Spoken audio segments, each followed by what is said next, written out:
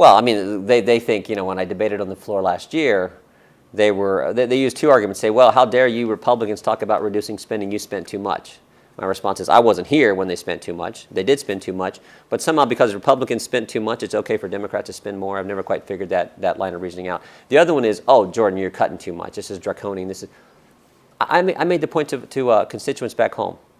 Our budget starts to scale it down, starts to ramp it down. We get to balance in the last year of the budget window, the 9th year.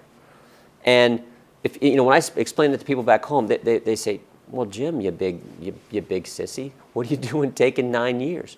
Do it in 3 or 4. After all, we have to balance we can't shove it out to the 9th year to get it balanced. So, but even the Democrats say, even though it took us to 9 years and we were ramping it down, doing it, and I thought a very responsible, but in a real way, they think that's too much cuts. That just shows the mindset here in Washington that it's always on, we got to spend more, we got to spend more.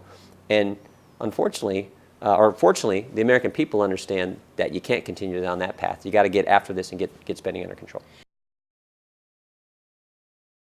You're already seeing it. You've seen one Democrat member switch parties in Parker Griffith. You've seen several retirements because they don't want to go back and face the voters after this ridiculous spending that they've been doing here the last several years.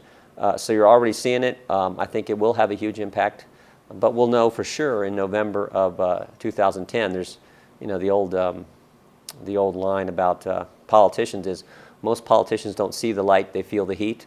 And I think more and more members are feeling the heat and understand, what, it's time for some fiscal restraint, some fiscal discipline. We want to give them a chance to vote on that. That's where we're going to bring our balanced budget back. We're seeing it. I mean, what we've seen out of the American people over the last year is amazing. It's what gives me so much optimism that we're going to get this thing turned around. We live in the greatest nation in history. Americans showed up at town hall meetings. They did the letters, the faxes, the phone calls, the emails. I mean, they made a huge difference. And frankly, not with a whole lot of assistance from the mainstream press. So, God bless those Americans who have stood up, exercised their First Amendment rights in a compelling and articulate way, and have told Congress, exercise some common sense, get your act together, do what we have to do in our communities, do what we have to do in our family, do what we have to do in our small business, get some fiscal discipline, and make sure you put us back on that path that will keep our country great.